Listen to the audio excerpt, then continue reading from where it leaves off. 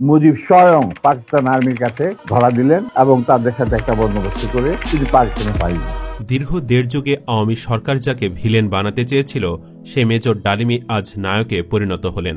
এজন্যই বলা হয়, সত্য ইতিহাস কখনো আটকা পড়ে থাকে না, ফিরে আসবেই। আওয়ামী লীগ সবসময় মুক্তিযুদ্ধের সমস্ত ক্রেডিট দিয়ে দিত মুজিবকে, আর জিয়াকে বানানো হতো খুনি। অথচ 53 বছর পর মেজর ডালিমের থেকে জানা গেল, যুদ্ধ দেখে ভয়ে পাকিস্তানে পালিয়েছিলেন মুজিব। এমনকি নিজের পরিবারকে বাঁচাতে পাক সেনাদের সাথে হাত মিলিয়েছিলেন বঙ্গবন্ধু। ফলে বাংলাদেশের স্বাধীনতার ঘোষক আসলে জিয়াই।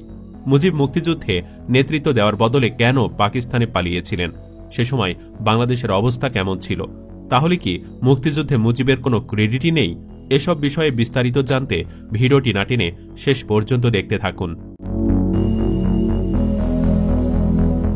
দীর্ঘদিন আড়ালে থাকা মেজর ডালিম অবশেষে সামাজিক মাধ্যম ইউটিউবের লাইভে আসেন। সেখানে শেখ মুজিবুর রহমান ও শহীদ প্রেসিডেন্ট জিয়াউর রহমানের বিষয়ে কথা বলেন তিনি। রোববার রাতে লাইভে যুক্ত আছেন বীর মুক্তিযোদ্ধা মেজর ডালিম বীর বিক্রম শিরোনামের এই লাইভে যুক্ত হন সাবেক এই সামরিক কর্মকর্তা। সেখানে তিনি মুজিব এবং তার পরিবারের কুকর্ম সম্পর্কে অনেক তথ্য ফাঁস করেছেন। মেজর ডালিম তার লাইভে যেসব তথ্য ফাঁস করেছেন, তার মধ্যে সবচেয়ে আলোচনার জন্ম দিয়েছে মুজিবের পালিয়ে যাওয়ার বিষয়টি। এতদিন আমরা জানতাম শেখ মুজিবই মুক্তিযুদ্ধের সবকিছু, অথচ এখন জানা গেল মুক্তিযুদ্ধের আগেই মুজিব নিজে এবং তার পরিবারকে বাঁচাতে ইচ্ছা করে পাক সেনাদের কাছে আত্মসমর্পণ করেন। আর এদিকে দিশেহারা হয়ে মরতে বসেছিল গোটা বাঙালি জাতি। আর ঠিক সেই সময় পুরো জাতিকে পথ দেখান মেজর জেনারেল জিয়াউর রহমান। তিনি স্বাধীনতার ঘোষণা দেন এবং পুরো দেশকে নেতৃত্ব দিয়ে স্বাধীন করেন। আর মুজিব যুদ্ধের পর দেশে ফিরে হয়ে যান মুক্তিযুদ্ধের সর্বাধিনায়ক। মেজর ডালিম লাইভে বলেন, তথাকথিত নেতারা যখন ভারত পালিয়ে গেল, ছিল না যখন কেউ নেতৃত্ব দেওয়ার। সমঝোতা নিয়ে সবাই ব্যস্ত। পাকিস্তান বাহিনী যখন বাঙালির ওপর হামলে পড়েছিল, তখন মেজর জিয়ার থেকেই স্বাধীনতার ঘোষণা আসে। আমি তখন পাকিস্তান আর্মিতে। মেজর জিয়ার ঘোষণা শুনে মনে হলো আর বসে থাকার সময় নেই। আমরা তখনই পাকিস্তানের বিরুদ্ধে যুদ্ধে নেমে গেলাম। মেজর ডালিম বলার আগেও শেখ মুজিবের এক সময়ের বন্ধু তাজউদ্দিন আহমেদ তার নেতা ও পিতা বইয়ে লিখে গেছেন, শেখ মুজিব 25 মার্চ ইচ্ছাকৃত গ্রেফতার হয়েছেন। তিনি স্বাধীনতা ঘোষণা দিতে অস্বীকৃতি জানান। শেখ মুজিবুর রহমান নিজে ইচ্ছাকৃতভাবেই পাকিস্তানি বাহিনীর হাতে ধরা দিয়েছিলেন। আর এটা কোনো কাকতালীয় ব্যাপার ছিল না। পূর্ব পাকিস্তানের পরিকল্পনা অনুযায়ী শেখ সাহেব এরকমটি করেছিলেন। মূলত তার উদ্দেশ্য ছিল পাকিস্তানের প্রধানমন্ত্রী হওয়া। এজন্য বরাবরের মতোই তিনি পাকিস্তানের বিরুদ্ধে যেতে চাইতেন না। চিন্তা করুন, মুজিব লোকটা কতখানি ক্ষমতা লোভী ছিলেন, ঠিক তার মেয়ে হাসিনার মতোই। মানে মুজিব এতটাই ক্ষমতা লোভী ছিলেন যে পাকিস্তানের সাথে হাত মেলাতেও কার্পণ্য করেননি। তাজউদ্দিন আহমেদ তার বইয়ে লিখে গেছেন, বাংলাদেশের স্বাধীনতা ঘোষণা না করে মুজিবের স্বেচ্ছায় গ্রেফতার বরণ ও যুদ্ধকালে বাংলাদেশ সরকার সহ নেতাদের আচরণ দেখে আমরা বুঝেছিলাম আমাদের সব প্রচেষ্টা ব্যর্থ। নির্বাচনের পরে শেখ মুজিব পাকিস্তানের প্রধানমন্ত্রী হওয়ার জন্য ব্যস্ত হয়ে পড়েন।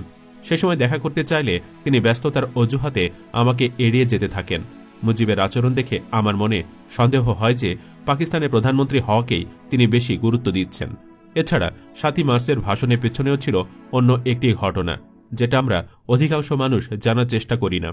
এই ভিডিওটির বাকি অংশ দেখলে সে বিষয়েও ধারণা পাবেন। 7ই মার্চের পরে যখন মুজিবের পক্ষ থেকে আর কোনো বার্তা পাওয়া গেল না, তখন জনগণ অতিষ্ঠ হয়ে উঠেছিল। তারা মুজিবকে আর সময় দিতে রাজি না। এমনকি গুজবও উঠে গিয়েছিল শেখ মুজিব পাকিস্তানের প্রধানমন্ত্রী হতে যাচ্ছেন। যেহেতু আইয়ুব ও ভুট্টো বঙ্গবন্ধুকে পাকিস্তানের প্রধানমন্ত্রী করার প্রতিশ্রুতি দিয়েছিলেন, কিন্তু এরকম উত্তেজনাপূর্ণ মুহূর্তে বঙ্গবন্ধু, ইয়াহিয়া, ভুট্টো তারা তিনজনই ভীষণ দুশ্চিন্তায় পড়ে গিয়েছিলেন। তাজউদ্দিন তার বইয়ে লিখেন, 3 নেতা ভালোভাবেই বুঝতে পারেন এভাবে 7 মার্চের পরে সময় নিলে পরিস্থিতি ভয়াবহ রূপ নিবে। তারা সবাই ভীত হয়ে পড়েন। সেজন্য তারা 24 মার্চের বৈঠকে শেষ সিদ্ধান্ত নেন। সে সিদ্ধান্ত মতো মুজিব পাকিস্তানের প্রধানমন্ত্রী হবেন। কিন্তু সেই পরিবেশে তা সম্ভব নয়।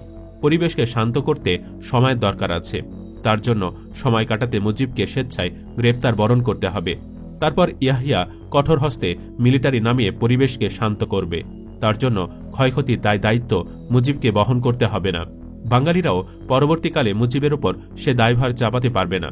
আরও সিদ্ধান্ত হয় যে ইয়াহিয়া জাতীয় ও প্রাদেশিক পরিষদ ভাঙবে না, কেননা পরবর্তীকালে কেন্দ্রীয় ও প্রাদেশিক সরকার গড়তে তাদেরকে দরকার হবে। আওয়ামী লীগ নেতা ও কর্মীদের ওপর কোনো অত্যাচার না করার নিশ্চয়তা ইয়াহিয়া মুজিবকে দেন। বৈঠকে তারা সবাই একমত পোষণ করেন যে কঠোর হাতে আন্দোলন দমনের পরে দেশ শান্ত হবে। তখন মুজিব প্রধানমন্ত্রী হলে কেউ মুজিবের ও অখণ্ড পাকিস্তানের বিরোধিতা করতে সাহস পাবে না। গ্রেফতারের পূর্ব পরিকল্পনা অনুযায়ী সেরকমই বাস্তবায়ন হয়। মুজিব যে ইচ্ছায় গ্রেফতার হয়েছিলেন আরও একটু গভীরভাবে ভাবলে আপনি নিজেও বুঝতে পারবেন। এটি হচ্ছে 25 মার্চ রাত 11টার পরের ঘটনা। তাজউদ্দিন লিখেন, শেখ মুজিবুর রহমানকে ফোন করি এবং তাকে আন্ডারগ্রাউন্ডে যাওয়ার অনুরোধ জানাই। তিনি আমাকে বললেন যে তখন সেখানে নজরুল ইসলাম, শেখ মনিসহ প্রায় সব আওয়ামী লীগ ও ছাত্র নেতারা আছেন। তাদের সবাইকে তিনি আন্ডারগ্রাউন্ডে যাওয়ার নির্দেশ দিয়েছেন আর তিনি তখনই আন্ডারগ্রাউন্ডে বেরিয়ে পড়বেন। পরে কলকাতায় এসে জানতে পারি ওই সময় আওয়ামী লীগ নেতারা যারা উপস্থিত ছিলেন বঙ্গবন্ধুর বাড়িতে ছিলেন, তারা সবাই মুজিবের বাড়ি থেকে বেরিয়ে আন্ডারগ্রাউন্ডে যেতে পারলেন ও নিরাপদে ভারতে আসতে পারলেন। কিন্তু মুজিব তা পারলেন না কেন? ইপিআর ও পুলিশ হেডকোয়ার্টার আক্রমণ শেলিংয়ের প্রথম শব্দের প্রায় 1 ঘণ্টা পরে মিলিটারি মুজিবের বাড়িতে যায় এবং তাকে গ্রেফতার করে। 1 ঘণ্টা সময় পেয়েও তিনি আন্ডারগ্রাউন্ডে গেলেন না আর স্বাধীনতা ঘোষণার সই করা কাগজও কাউকে দিলেন না কেন? মিলিটারি নামবে খবর জেনেও তিনি বাংলাদেশের স্বাধীনতা ঘোষণাপত্রে স্বাক্ষর করে আওয়ামী লীগ নেতাদের হাতে তা আগে দিলেন না কেন? এসব প্রশ্নের উত্তর খুঁজতে সঠিক সত্য বেরিয়ে আসবে। প্রকৃতপক্ষে শেখ মুজিব সাহেবের পরিকল্পনা ছিল অত্যন্ত ভয়ঙ্কর। তিনি তৎকালীন পুরো পূর্ব পাকিস্তানের জনগণের সমর্থনকে গোপনে হাতিয়ার হিসেবে ব্যবহার করেছিলেন। ইয়াহিয়া ও ভুট্টোর সঙ্গে গোপন বোঝাপড়ার কথা মুজিব কাউকে বলেননি। সেই চরম মুহূর্তে তিনি স্বাধীন বাংলাদেশের ঘোষণাও করলেন না, কেননা মুজিব, ইয়াহিয়া ও ভুট্টোর পরিকল্পনা ছিল মাতৃগর্ভে বাংলাদেশ শিশুটিকে হত্যা করা। আর মুজিবের মনেও দৃঢ় বিশ্বাস ছিল যে তার ঘোষণা ও নেতৃত্ব ছাড়া বাংলাদেশ কোনোদিনই স্বাধীন হতে পারবে না। বঙ্গবন্ধুর ইচ্ছাকৃত গ্রেফতার হওয়ার ব্যাপারটা আরও ভালো বুঝতে পারা যায় মুক্তিযুদ্ধ বিষয়ক একজন লেখকের এই লেখা থেকে। মজুদ অস্ত্র হাতে নিয়ে ও অস্ত্রধারীদের বশ্যতা স্বীকার করাতে ঢাকার পিলখানা, ইপিআর হেডকোয়ার্টার ও রাজারবাগ পুলিশ হেডকোয়ার্টারে অপারেশন চালাতে পাক সেনাদের প্রায় 1 ঘণ্টা সময় লাগে। তারপরে তারা লাল, সবুজ, সাদা রঙের হাউই আলো উপরে ছাড়তে ছাড়তে তার সঙ্গে গুলি ছুটতে ছুটতে বিভিন্ন দিকে অপারেশন চালাতে অগ্রসর হতে থাকে। 5 তলা একটি বাড়ির ছাদের ওপর উঠে সেই আলোর চমকানি দেখে ও গুলির শব্দ শুনে আমরা তাদের গতিবিধি দেখতে থাকি। আমরা দেখতে পেলাম যে রাজারবাগ পিলখানার প্রথম শেলিংয়ের শব্দের প্রায় 1 ঘণ্টা পরে পাক আর্মি মুজিবকে গ্রেফতার করে। এত সময় পেয়েও মুজিব স্বাধীনতা ঘোষণা করলেন না আর আত্মগোপনেও গেলেন না। দেশের তখনকার বাস্তব অবস্থা স্বাধীনতা যুদ্ধের পক্ষেই ছিল। মূলত তখনকার ছাত্র নেতৃত্বের চাপে শেখ মুজিব 7 মার্চ ভাষণে এবারের সংগ্রাম স্বাধীনতা সংগ্রাম, এবারের সংগ্রাম মুক্তির সংগ্রাম এ ধরনের ঘোষণা দিতে বাধ্য হয়েছিলেন।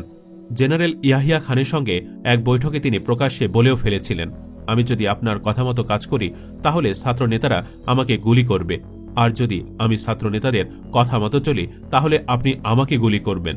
বলুন তো এখন আমি কি করি? সুপ্রিয় দর্শক, এভাবে ক্ষমতালোভী একজন ব্যক্তিকে জোর করে দেশপ্রেমিক বানানো হয়েছিল। সব মিলে কি আপনি মনে করেন স্বাধীনতার ঘোষক আসলে কে, জিয়া নাকি মুজিব? কমেন্ট বক্সে জানিয়ে দিন আপনার মতামত। ভিডিও ভালো লাগলে লাইক দিন এবং শেয়ার করুন। চ্যানেলটিতে এখনও সাবস্ক্রাইব করে না থাকলে সাবস্ক্রাইব করুন। ধন্যবাদ।